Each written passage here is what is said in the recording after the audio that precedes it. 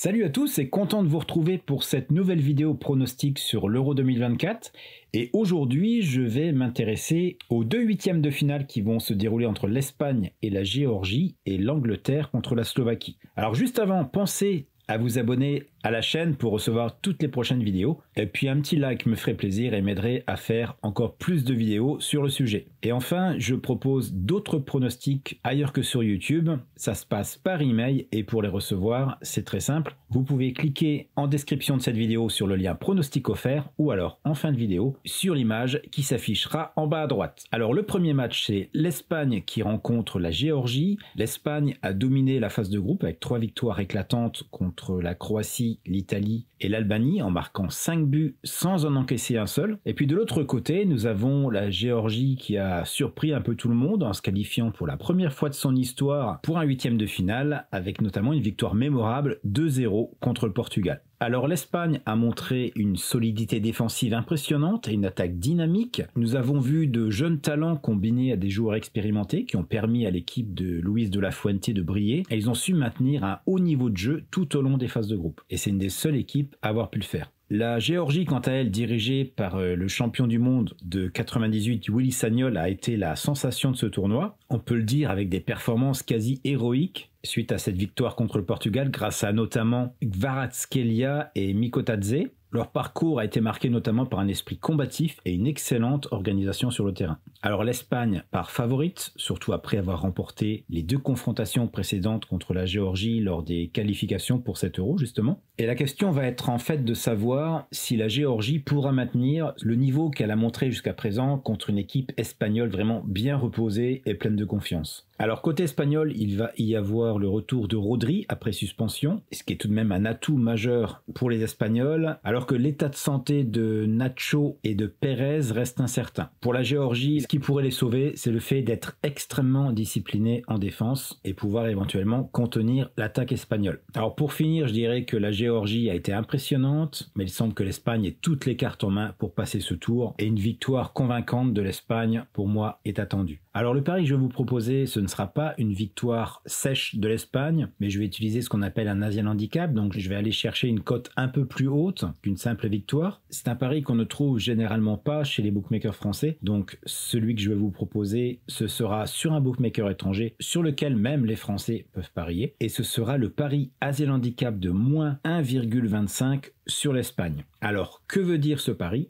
Eh bien, tout simplement que l'Espagne doit gagner par au moins 2 buts de différence pour que le pari soit pleinement gagné, et que si elle le gagne par un seul but de différence, eh bien je serai remboursé de la moitié de ma mise. Donc si je mise 100 €, je serai remboursé de 50 €. Alors ce pari sur l'Espagne peut se trouver sur un bookmaker comme OrbitX, et il s'intitule comme c'est écrit à l'écran, c'est-à-dire l'Espagne moins 1 et moins 1,5. Et la cote est autour de 1,48. Et sur ce pari, je miserai au maximum 2% de mon capital. On peut trouver ce même pari sur le bookmaker Pinacle, qu'on appelle aussi PS 3838, avec une cote de 1,45,6, soit quasiment pareil que sur OrbitX. Et là, il s'intitule vraiment moins 1,25. Maintenant, sur les bookmakers français, j'ai pas trouvé l'équivalent. Le plus proche serait celui-ci. L'Espagne gagne par au moins 2 buts d'écart. Alors, c'est pas les mêmes conditions, puisque dans mon Asian Handicap, moins 1,25 sur l'Espagne, en cas de 2 buts de différence, je gagne mon pari, alors que sur Winamax, si l'Espagne gagne par 2 buts de différence, eh bien, je serai remboursé et uniquement gagnant si l'Espagne gagne avec au moins 3 buts d'écart.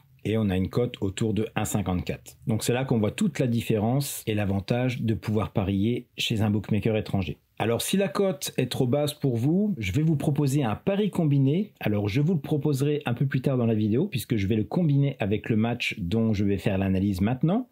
C'est l'Angleterre qui joue la Slovaquie. Alors l'Angleterre a terminé en tête du groupe C malgré un parcours en demi-teinte, notamment avec un nul frustrant 0-0 contre la Slovénie, qui a suffi malgré tout aux Anglais pour terminer à la première place du groupe, notamment grâce au match nul du Danemark contre la Serbie. Alors la Slovaquie a réussi quant à elle à se qualifier en terminant 3e du groupe E après un match nul 1-1 contre la Roumanie, dans un groupe assez bizarre où tout le monde a fini avec 4 points. Concernant les performances de l'Angleterre, elles ont été assez mitigées avec seulement une victoire en 3 matchs. Leur attaque a eu du mal à se montrer efficace, ce qui a inquiété pas mal de fans et d'analystes du côté anglais. Mais ce qu'on peut dire tout de même de positif, c'est que la défense anglaise est restée solide, n'encaissant qu'un seul but jusqu'à présent. Alors Southgate pourrait apporter des changements nécessaires pour améliorer cette attaque. Ça, on le découvrira le jour du match. Et puis concernant la Slovaquie, eh bien, elle a montré de la résilience tout au long du tournoi. Les joueurs slovaques ont marqué le premier but dans chacun de leurs matchs de groupe. Ça démontre tout de même leur capacité à prendre l'initiative dans un match. Et puis leur performance historique contre l'Angleterre, on se souvient que lors de l'Euro 2016, ils avaient tenu en échec les Anglais 0-0. Et c'est un résultat qui pourrait éventuellement leur donner de la confiance. Donc pour résumer la situation, l'Angleterre doit impérativement améliorer son jeu offensif pour éviter une nouvelle désillusion comme il l'avait connue en 2016 contre l'Islande.